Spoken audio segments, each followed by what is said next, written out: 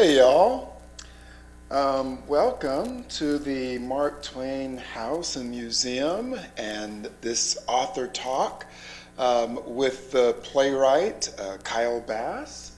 And just to introduce you to myself, I'm Godfrey Simmons, Artistic Director of HartBeat Ensemble, which is right across the street from the Mark Twain House. And I'm really excited to be here in collaboration with Mark Twain. And we're doing a production of Kyle Bass's play, Possessing Harriet. And we're going to be talking with him and Channon Miller, who is associate professor at Trinity College here in Hartford, and a native Hartfordian, if that's how you say that. And so we're excited to actually have them here, and we're really excited about Possessing Harriet, which takes place in 1839 in upstate New York. And I will have Kyle and Channon talk a little bit more about the story of the piece. But I want to do a quick bio of Kyle, and then we'll get going. Kyle is a professor of theater at Colgate University, a resident playwright at Syracuse Stage. He's written several plays. Tender Rain premiered at Syracuse Stage in May. Salt City Blues was produced at Syracuse Stage in 2022. Citizen James, or The Young Man Without a Country, about young James Baldwin right before he's about to leave for Paris, was streamed nationally in 2021, and it was also commissioned by Syracuse Stage. The play Possessing Harriet was premiered at Syracuse Stage in 2018 and subsequently produced at Franklin Stage Company and the East Lynn Theater Company as well. And so we're just really excited to have Kyle here. Kyle is a descendant of African people enslaved in colonial New England and in the American South. Kyle lives and writes in central upstate New York, where his family has lived free and owned land for nearly 225 years. So we're really happy to have him with us here today. And so without further ado, I'm gonna get out the way and and let Channon and Kyle have this conversation about Possessing Harriet and its implications for today. So thank you for joining us. All right.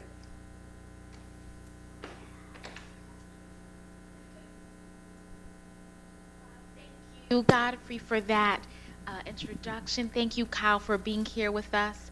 We all had, if not all, most of us have had an opportunity to witness Possessing Harriet and the artistry that moved that production, or moves that production.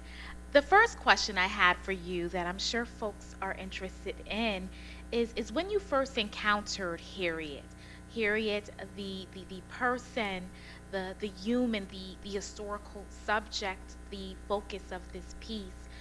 When did you first encounter her, and how did you encounter her?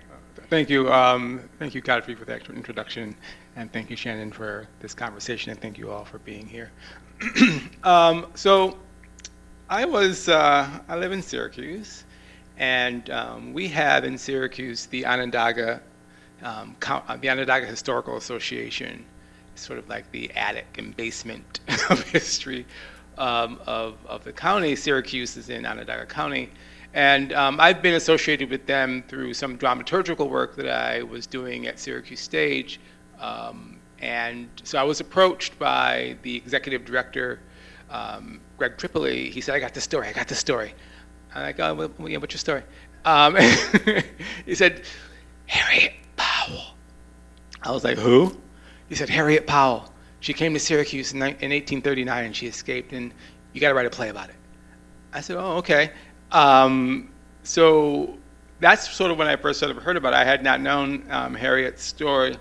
So he told me the story about Harriet being brought to Syracuse in the autumn of 1839 by her enslaver, John Davenport. She was a mixed race enslaved woman who, for all intents and purposes, appeared to be a white woman. And so she was dubbed the Fair Lady Fugitive, and makes her escape from the hotel in Syracuse where she is living. So this story, I was really sort of interested in this because I've been very much a student of my family's history of enslavement. We know quite a lot. A lot of that comes from the research from my cousin Diane Ciccone, who has done sort of the foundational and massive research on our family. And I built on that, particularly using that research creatively. So I was interested in this story. So I began to do my research on Harriet Powell, but I'm not a historian. I'm a playwright, and so I don't sort of hold myself to any sort of strict bonds about historical accuracy. That's not what I'm up to. I'm trying to find a way to make fiction and lies tell the truth. So, but that's how it came to me. It was a commission, and I became aware of the story. And I was sort of surprised that I hadn't known it, but I didn't. And but now Harriet's been with me, since I began writing the play. I think in 2015 I began writing it. Yeah. And what's really striking about your journey of writing Harriet's story is that it's not so much unlike the journey that others who really task themselves with capturing enslaved people's lives.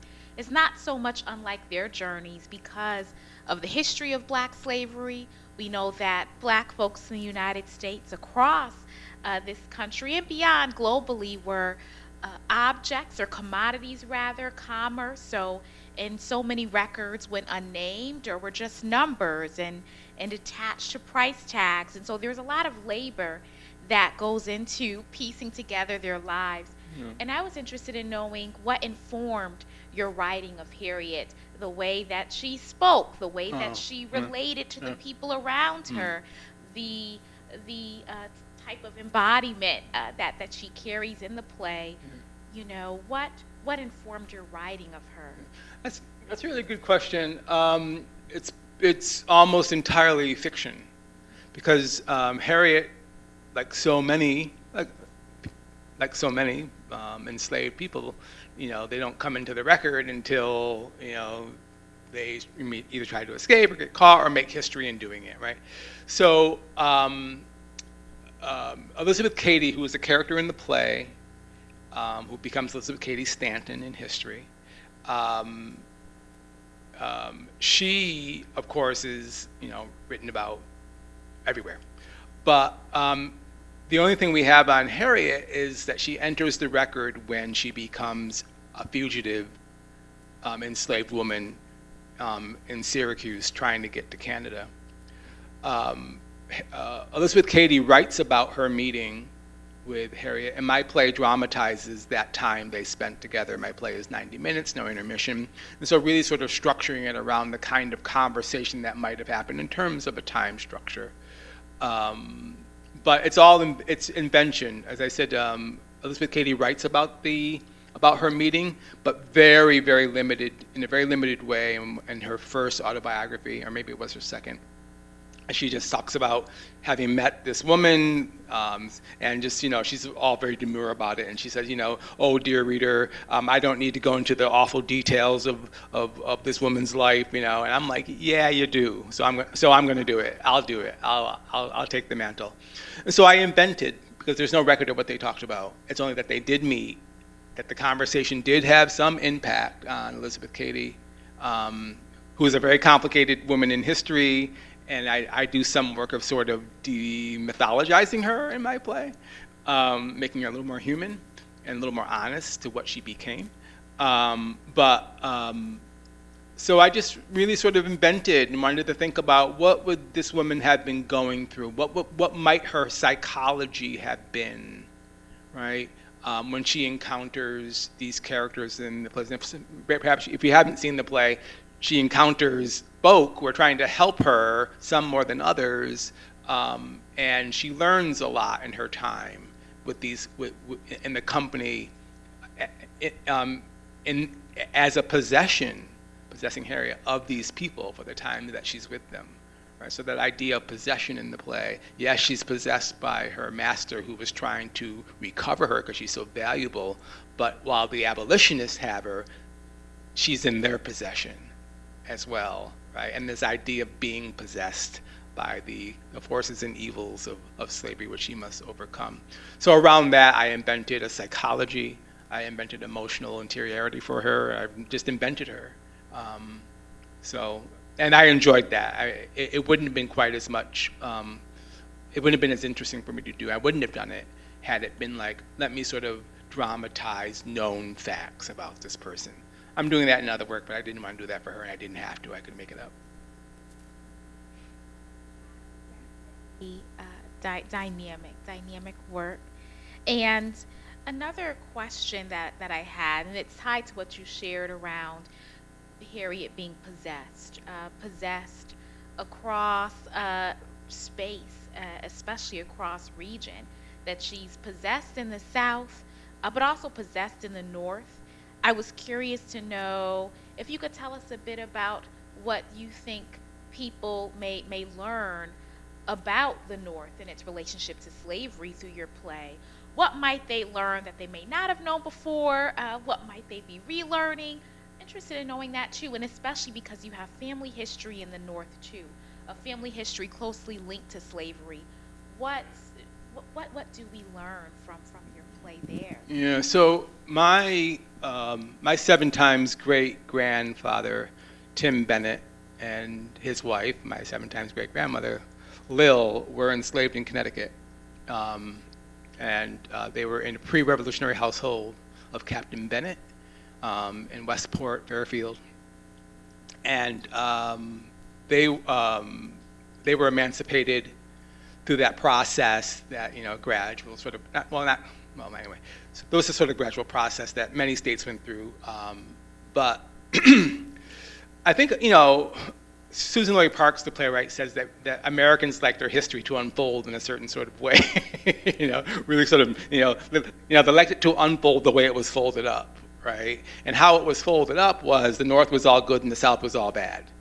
Everybody in the North was anti-slavery and everybody in the South was for it, right? Everybody in the North had abolitionist sentiment and everybody in the South didn't. That's simply not true.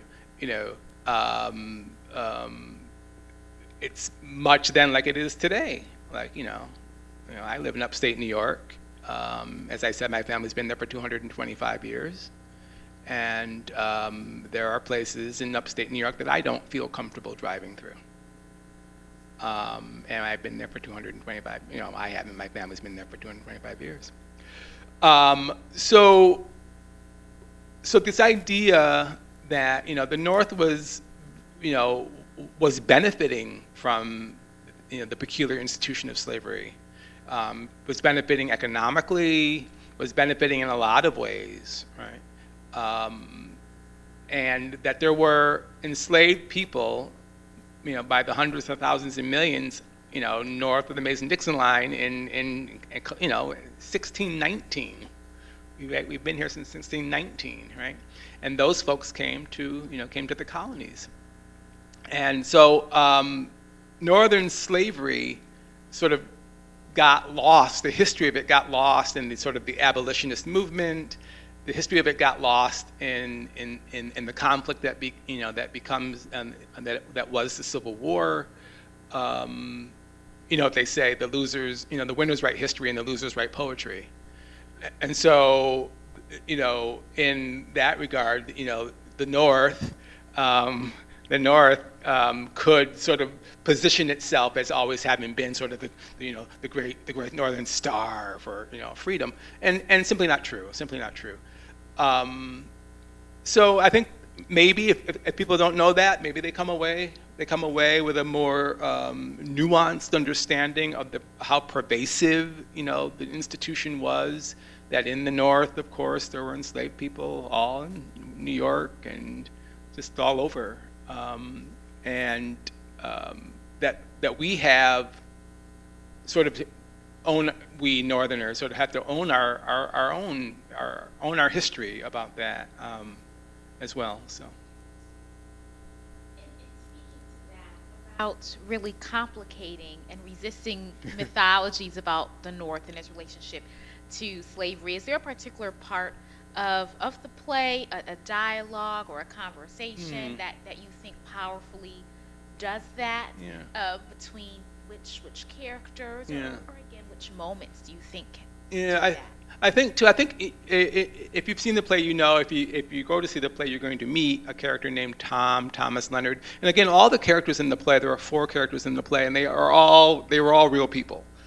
Thomas Leonard was a black man living free in Syracuse. He worked at the hotel where Harriet was staying with her enslavers, and he was the one who sort of clocked her. He saw it pass, like, you know, he looked at her and he said, you know, are you a slave? And that begins her, you know, her sort of journey.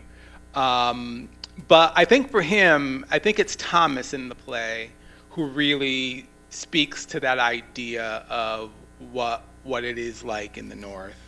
And although at the same time he is absolutely committed to the project of getting Harriet to Canada, he also doesn't sugarcoat anything about what it might mean to be free and black, or free and not white, right? That's going to mean something for you, right? But, you know, freedom is better. Freedom is better, right? The struggles that you're going to encounter in freedom are better than the comforts you think you have in slavery, right? Absolutely. And digging into for a moment Harriet's experiences again, and even the experiences of other characters that we don't see, but that we hear their names, like her mother, her siblings. A theme in the play that shows up again and again is tied to color and the color hierarchy within enslavement, and how the experiences of black people varied across color lines. Harriet really speaks to that again and again. I wanted to get your sense of that, of why it was important to perhaps include that, really speak to that through Harriet, why you thought that was valuable. Well, she's such a, I mean, as a person in history, of course, she's interesting when you sort of think about what she went through. But she's also a really rich character for a play, because you can sort of invest and freight her with so much, right? So she's this mixed-race woman. She is enslaved. She could, if she could, I suppose, pass. And she is also a woman at this time who, when they married, pretty much become the property of their husband. The children are the property of the husband, right? And so there's the point in the play that, you know, free white women and enslaved women aren't all that different, right? There's some similarities, some parallels there that get sort of brought up in the play. I feel like I've lost the thread of your question. Just asking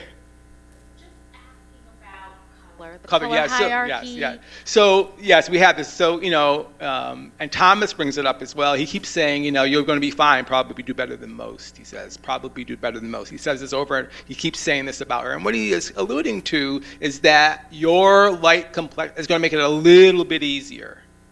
Going to make it a little bit easier. Much the same way that we see this sort of frequently played out historically on plantations, right? This idea that, you know, in the house, there's house servants, right, have light complexion. But we look at that a little more deeply, and then what we're probably looking at is that the master has brought his own children, right, which he has sired upon a slave woman. And, you know, this speaks to the lie of this idea that, you know, this 3/5 of a person lie, right?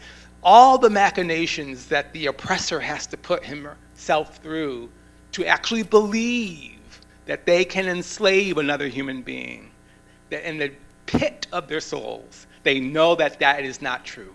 They know it's not true. And so now they have to confront their progeny, right, made from the rape of one of their female enslaved people, right? And they bring them into the house. But as close as they can bring them in is to bring them into the house as enslaved. This is the distinction between my son, who is by my white wife, and my son, who was by my black enslaved woman. As close as I can bring them is to bring them into the house, but as enslaved, as property first, not progeny. And that, I think, is so how that colorism begins to sort of happen. And then you begin to see Harriet talks about, the favor she gets shown and the way she's sort of perceived, and she falls into it as well. She makes these distinctions about, field Negroes and what they and not wanting to get in the sun. She doesn't want to get dark, right? Because this will somehow impact her station, right? Yeah. So she's very conscious of that, and so we see here that the enslaved has sort of absorbed sort of the sensibilities of the enslaver, right, in this way. And ultimately what she does with Thomas, what she tries to do with Thomas, right? She tries to say, or essentially throw him under the bus, but trying to do that because the color of his skin. And then they have a conversation where he says, you remind me of my mother. And she says, was he? And Thomas says, no, darker than me, but you got her eyes. Right. So this idea of sort of color is there all the time. Elizabeth has an exchange with Harriet, and Harriet says something about everyone behind her, like on her father's side, the white man, it's pure white, like you, she says, and Elizabeth says, I never thought of myself as pure white, and Harriet says, you don't have to. Right, so this sort of consciousness about this, I try to place that pretty much with everyone in the play touches upon that idea of colorism and color hierarchy. Thought that was, again, powerfully conveyed in so many ways in the play, through Harriet's stories, but also in the ways that people engage with Harriet. It was definitely evident, especially, again, her relationship to the sun was a continual theme. Not quite wanting to stand in the sun, or knowing that her exposure to the sun, or how often she grappled with the sun, was different from those who worked in the field and even collapsed under the heats or the sun's rays. Absolutely. So turning to another important relationship that Harriet had in the play with Elizabeth Cady, who we now know as Elizabeth Cady Stanton, there is that thread of sisterhood that is evident here. We definitely get a window into those times where many white women involved in abolitionism or considering abolitionism conceived of themselves as also sharing a common lot to an extent with enslaved peoples, and we see that expressed. But we also see how sisterhood is thin, and how there's ways in which black women and white women in these times also just live in totally different worlds. And I'm curious to know, what do you think folks learn or maybe relearn about Elizabeth Cady through this play, and about the stationing of folks like Elizabeth Cady and other white women in her time? Yeah, so there's this sort of baseline understanding of who Elizabeth Cady was and what she stood for and the women's suffrage movement and so on and so forth. Lesser known is sort of the schisms in the movement. She really wondered, why should black men get the vote before white women? That was really like a real question for her, and a difficult sort of point, sort of to deal with.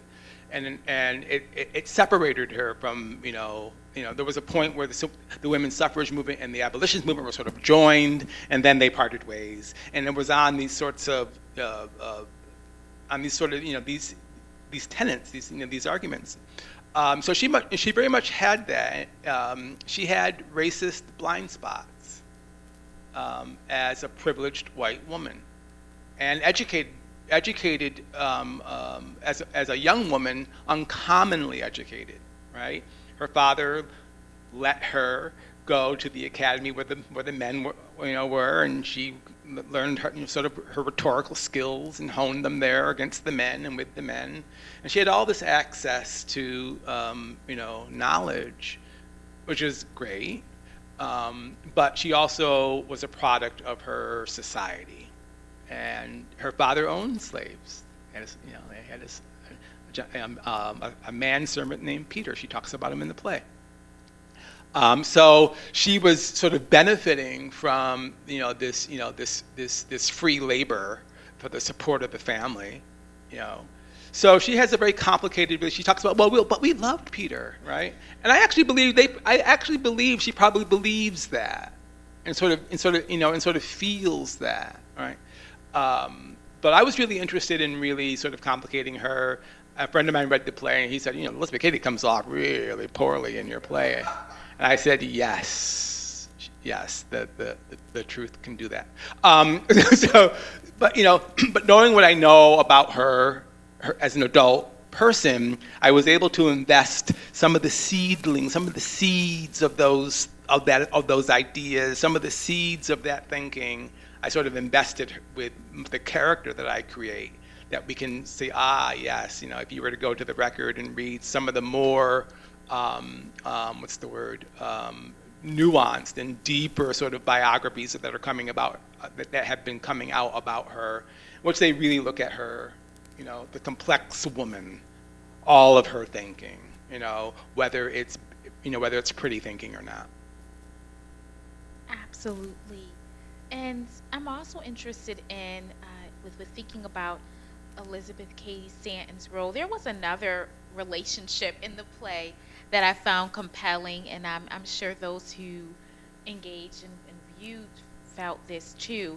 Another type of siblinghood, a really tangible, it felt a real, authentic siblinghood that I really observed and felt was between Thomas and Harriet. A level of comfort, a level of closeness there.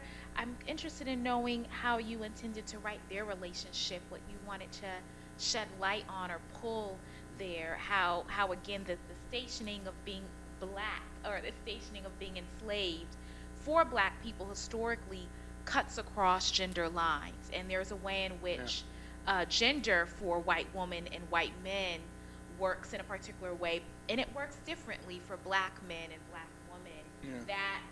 That hierarchy that we might see in the wider world at the time, it's unsettled in black lives a bit, and I saw that shine through in the play, especially because their relationship was different than the relationship between the cousins, the arguing cousins. It really showed how they live in different worlds, and gender works differently in their worlds too. Just curious about that relationship, Thomas and Harriet. How you wrote that? Yes, that's interesting, because in the play, Elizabeth is forever saying to Harriet, or thinking about, we're sisters, and she's just not seeing her. She's seeing her the way that is most comfortable for her to see her, which is really like, essentially this white woman who's somehow being enslaved, right? And she's sort of operating under that sort of way, right? Because there's this big moment where, near the end of the play, where Harriet takes Elizabeth into the light and says, "Look at me," right? It really forces her to look at her and confront the truth of things, right? What Thomas has been saying all along in the play. But I think, Elizabeth, she's thinking about, sort of marriage and sort of fighting against that in that role, and yet at the same time it's very romantic about it because she's falling in love. Harriet, on the other hand, is thinking about, okay, I'm trying to escape, and I'm in this household, and I am, I'm in this situation where I'm in this relationship. I'm in this situation with my enslaver. It's hinted at there is a sexual component, not a relationship. It's a component of her enslavement that she has no power. She has no power to say no. Even if it doesn't come to like forcefulness, she has no power to say no, sort of in that relationship. And so her idea, her being a woman in her world, obviously is very, very different than Elizabeth being a woman in her world. Elizabeth goes on and on and on about how unfair it is for women in society. But it's almost general, right? But for Harriet, as a woman, the idea of that sort of that sexual component of that, yes, enslaved black men were sexually exploited as well, but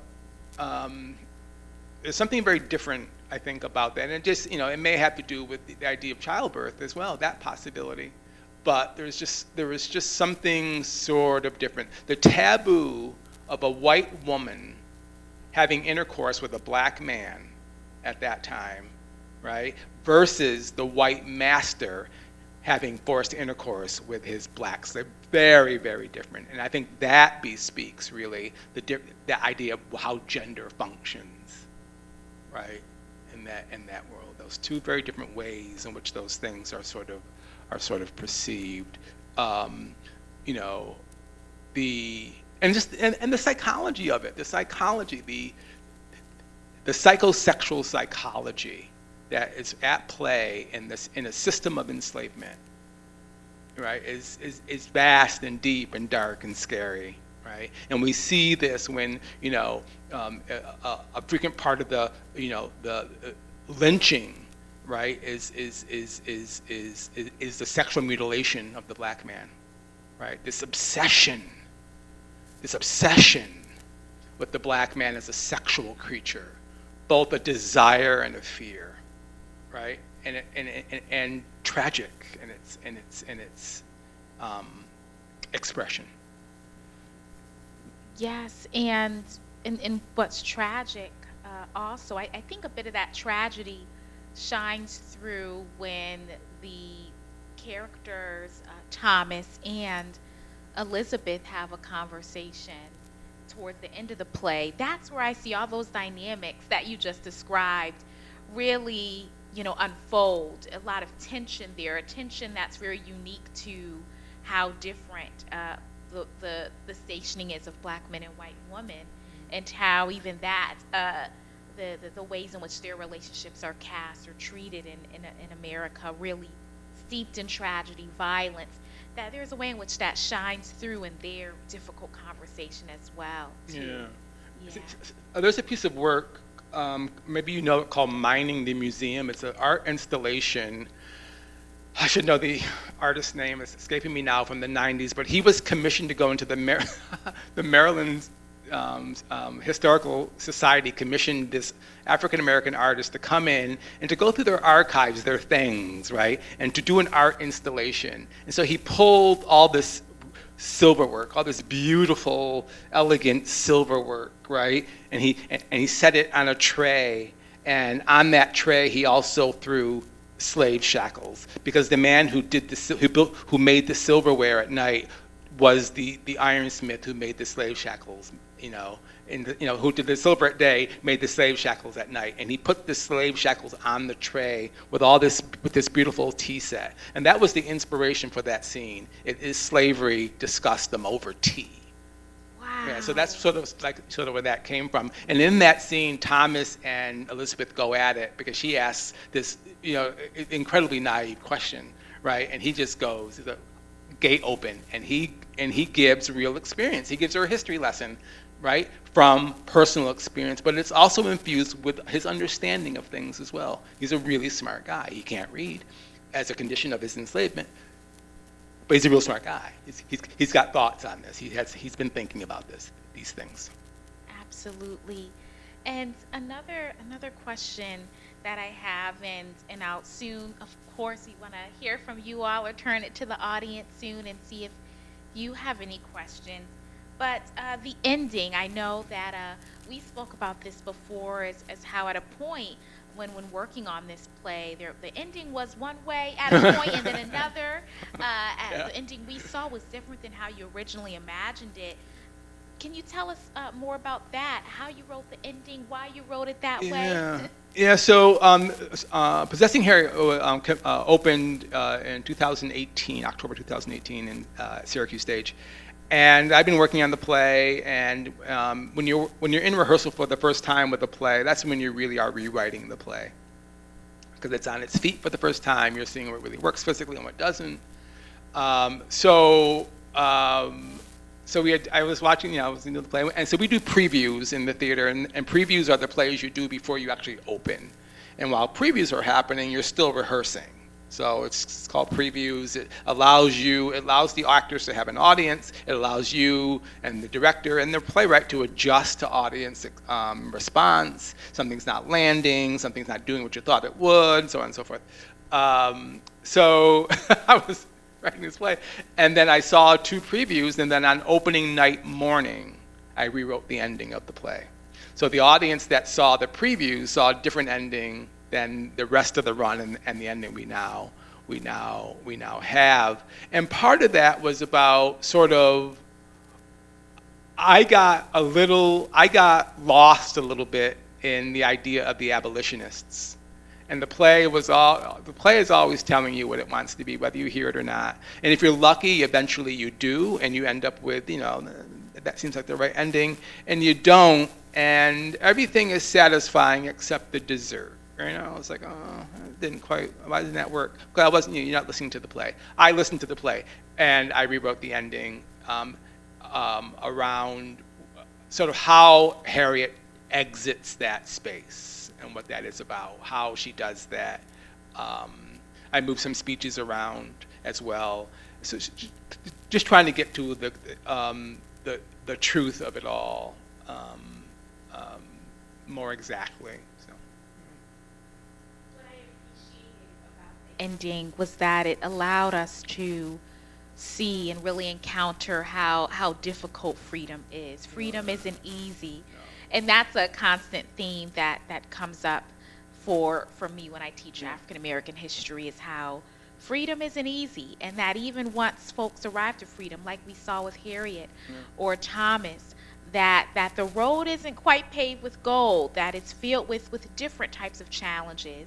But also in Harriet's case, what makes freedom uneasy is that these folks have families that they love, siblings, parents, for many partners that they now have to leave and may not see again. Ever again.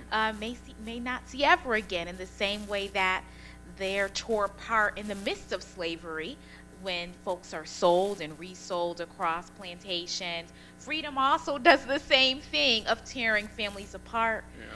The Civil War did it too. And so I like that you captured for us how slavery puts Black people in difficult positions where there doesn't seem to be a win anywhere in some cases.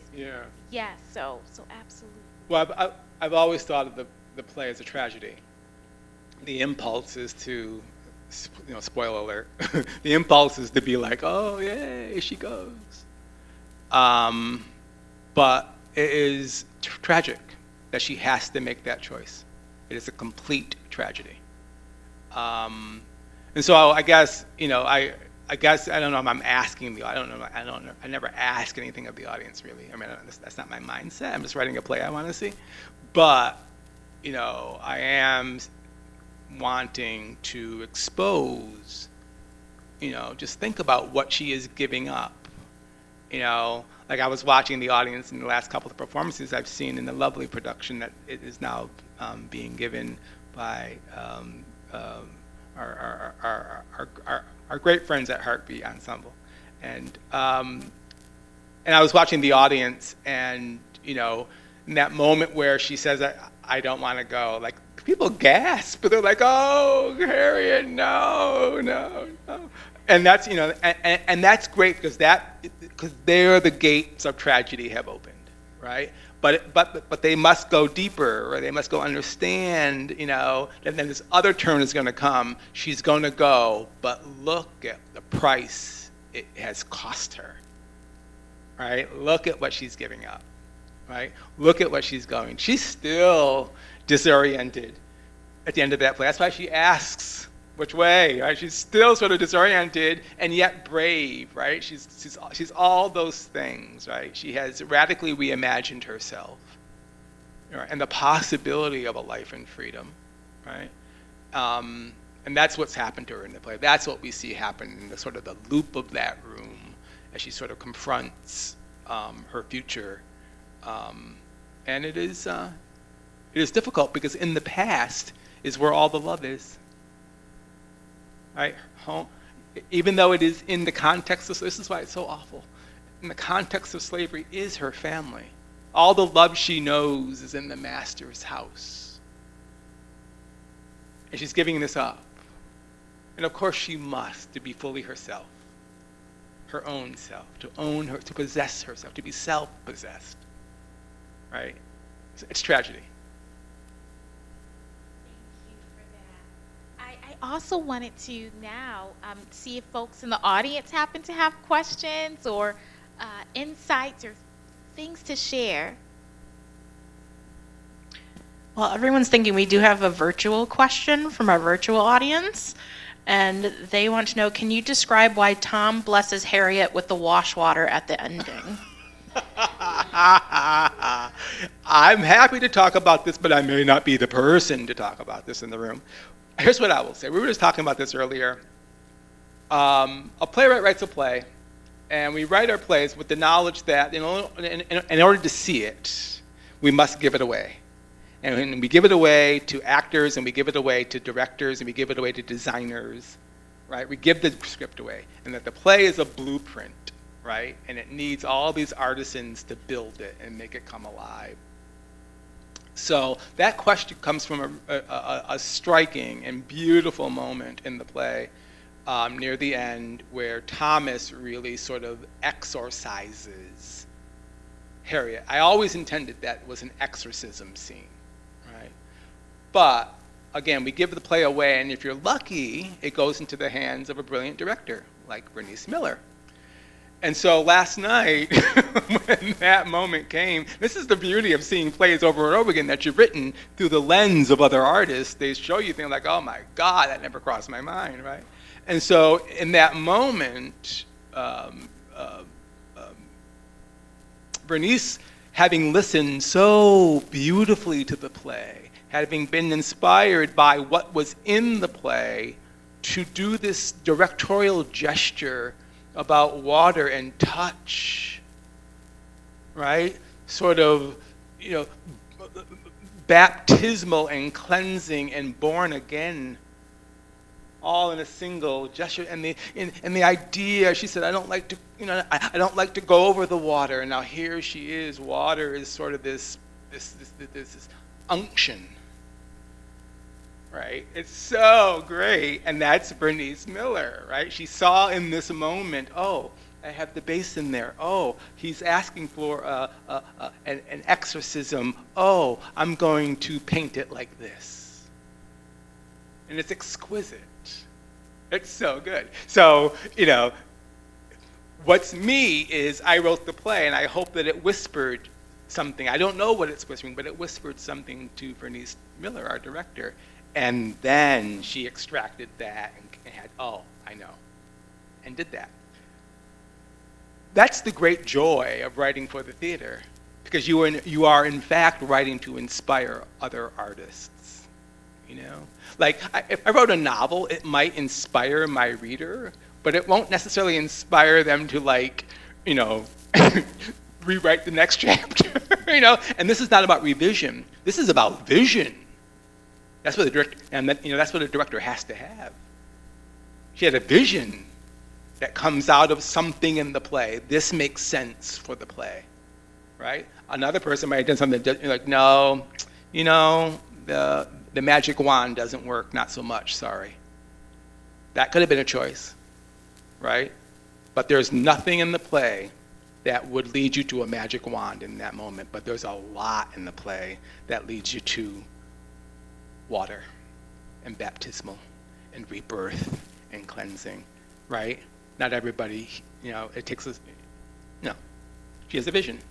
That's Bernice Miller, and she saw it, and there it was. It's beautiful, it's exquisite. Other questions or comments from the audience? Oh, we have Hold on two. one second. I'm going to run the mic over. Great. I have a big voice. Our virtual people won't be able, yeah. All right, thank you. I want to explore the part about color, Let's. especially if you're of a certain age. And I can remember there were, you know, the brown paper bag test. Now, I mean, that was before my time. I know that, yeah. But hearing about that and certain organizations that especially black women belong to, and you either made it into that organization because you were fair, Yep, or you didn't make it because you were darker. yes. And how that kind of DNA, if you will, has run through our history for a long time. And I think maybe even subconsciously, it still does Yes, in some arenas. yes. Can you speak a little bit about that, or? Yeah, you know, yes, the play is so sort of suffused in all of that. It's so much that we talked about the colorism in the play and color hierarchy. Yes, it's true. So perhaps, you know, for those a little cultural context for those you may not know, there's something we used to do. Black folks used to do with each other called the paper bag test, and for clubs and other sorts of admissions. And there was a paper bag, and if you were darker than the paper bag, jump back. Right? You can't come in. And that's a real thing. And we talk about it, and it's still we talk about it in the culture. We don't have the paper bag anymore, but we still have the sensibility.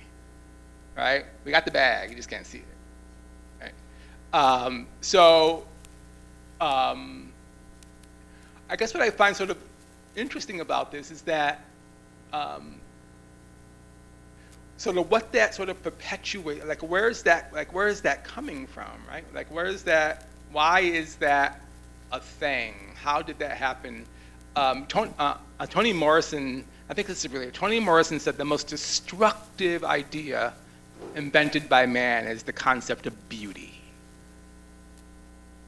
Most destructive idea is the concept of beauty, right? And this falls right into that, right? Because it's also about beauty, the idea of sort of beauty, right? And so if you begin to lean more toward how the oppressor looks, you know, somehow, I mean, think of it, the twisted psychology of that, right? It's kind of strange. But then there's just sort of the biological truth of things. I remember, you know, I spit into the tube and I sent it off to 23andMe, and it came back, and I was a little surprised that I was just, you know, 71% sub-Saharan African, right?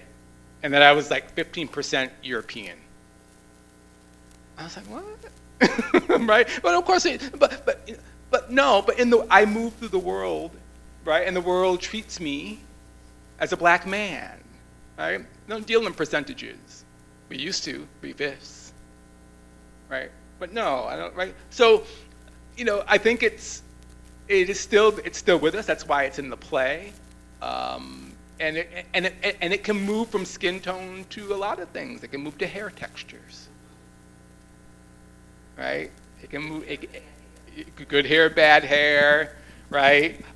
Hot combs and weaves and the whole shebang. And I'm not criticizing it, but this idea of beauty, right? The unrelenting sort of supremacy of sort of Western, by which I mean white, standards and sensibilities of beauty, right? Hard, which is interesting, of course, because actually so little of the world population is white, right? The population of the world is color.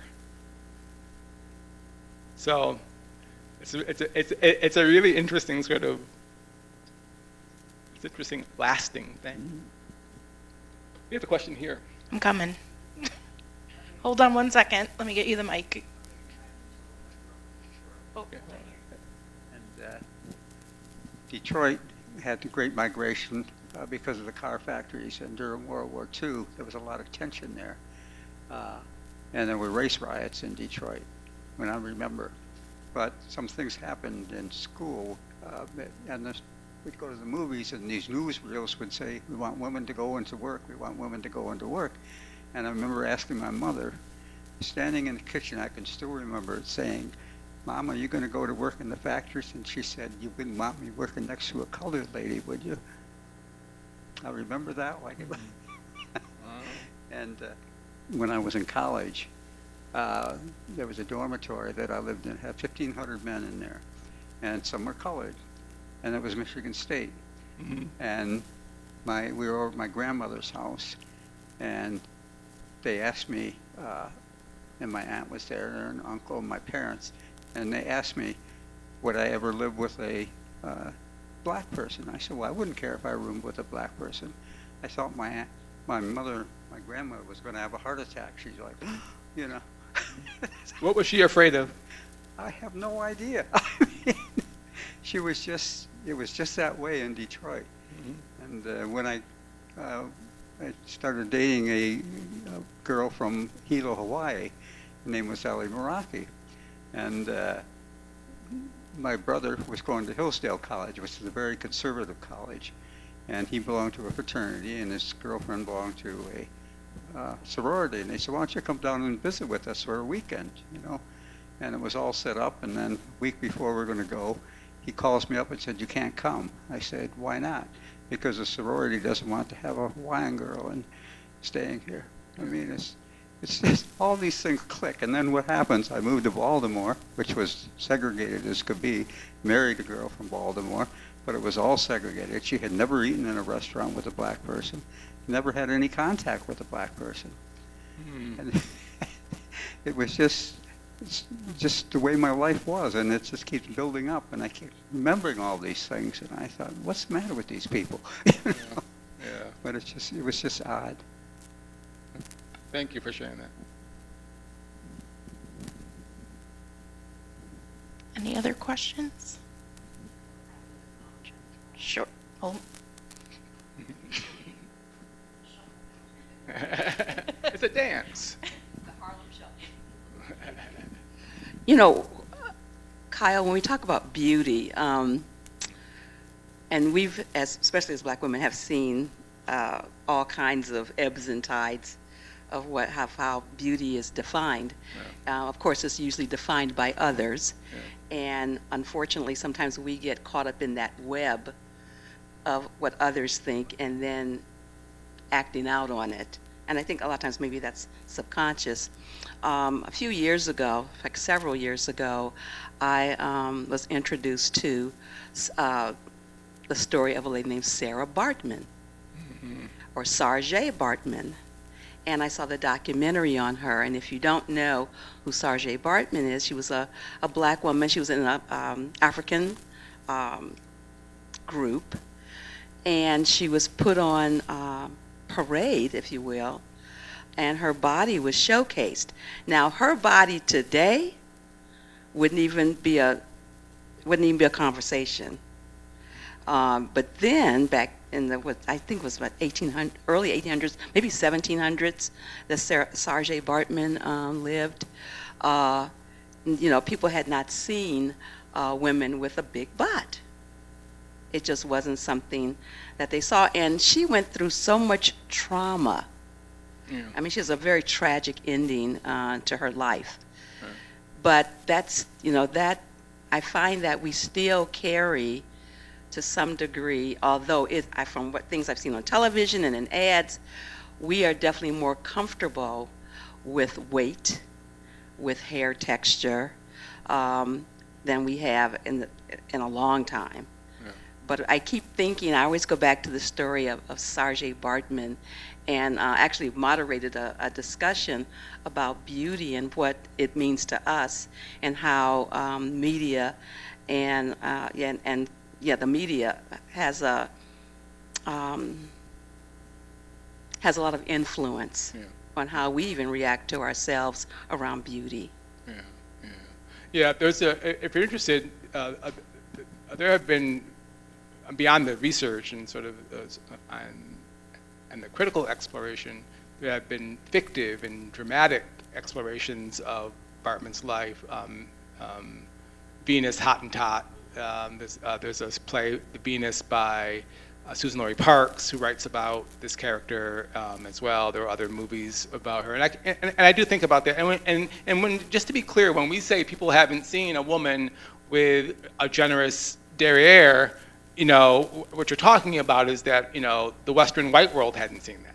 People had seen it, but specifically the Western white world hadn't seen it, and so that becomes the audience, the ticket buyers, for this, this spectacle that that she became.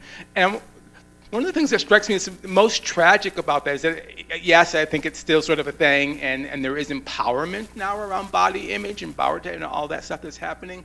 But sort of like thinking about biology, right? And we're thinking about how the body evolves, the evolution of bodies that that have been, perhaps for centuries living with the threat of famine, and how the body evolves to store fat. This famine evolved bodies, right? And so how that all gets missed when we think about, right, the shape of a woman's backside, and understanding what that is actually, and thinking about, wow, right, how that is about actually survival, right? And that's beauty.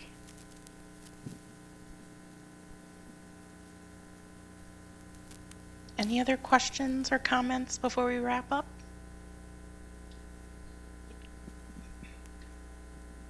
Hello, brother. Hello, how are you? I'm well, how are you? Good. I'm going to pretend that we're not related right now. Okay. And that we have never met in person. Right, which is until true. this very moment. But I want to ask, knowing a little bit about your family history, and the gentleman there was talking about race riots, and thinking about how your grandfather survived a race riot, a race massacre that killed many members of his family, and all the various things. I know a little bit about your work, and you've incorporated your own family stories into your work, which I think is incredible. How does that apply with Possessing Harriet, or does it at all? And do you think about that in a general thing, as far as your work, your own family experiences, and how that plays into what you write? Yeah, thank you for that. I do. I have not written about sort of on the Bass side of sort of the traumas. I've been really focused on my mother's side, the Holmes and Bennett side of things. But I imagine that I'll get to it. But it is there. It's in this play as well. Thomas talks about it, and it's really encapsulated in one phrase. Harriet says, "Would you kill a white man?" He says, "Yes." He says it very quickly, "Yes, if I had to." I've seen some things, white fury, black blood, right? And so these race riots, right? And someone sort of made the point that that when we like the riots, what get called riots when oppressed people rise up and strike out at the system that oppresses them, and whether that means breaking windows and looting as a form of protest, right? That gets tagged, black rage, right? And some have argued that no, it's not. That is, in fact, that's white rage. That's what that is. That is the outgrowth of white rage, right? So, sort of thinking about race riots and black folks sort of running from these race riots and how that might sort of come into my work. I think it's there, and in this play, Thomas is very aware of the target that he is, where that he thinks he has an idea of where that comes from, the fears that have that. And I will say now, I mean, we live in a very, I mean, the times in which we live, right? And one of the things I keep thinking about, and someone correct me, perhaps someone correct me on this if I'm wrong, but I believe, I think I'm right on this, that the United States of America is the only country that has had a civil war that hasn't had another. I think that's true. I think it's true, right? And so, what's I mean by that? So, some had argued that, like where we are right now, right? It's a very precarious place, sort of in this country. But what it really does show is that the difficulty of what a reckoning looks like, how hard it actually is, and in fact, what's at stake when it really begins to be sort of addressed. Malcolm X, the roosters have come home to roost, right? So I think this idea of these traumas, and there's a whole history of attacks on black communities, this idea of race riots coming back from New York in the 1700s, right? It's symptomatic of the disease that we sort of live with and have lived with and have not really dealt with. And I think we're doing it now, but it's not new. But I think I hope to bring it into my work in more vivid sorts of ways. But it's certainly in this play, and Thomas brings it in when he talks about what's happening in he names all the states about the slaughter, right, and the destruction of the black body, right, just as a matter of sort of business. All right, well, I want to thank you guys so much, Channon and Kyle, for a wonderful conversation. Thank you for our in-person and our virtual audience, and then, of course, Godfrey and HartBeat Ensemble. Thank you as well. So have a wonderful evening and enjoy. Thank you. Thank you. Thank you.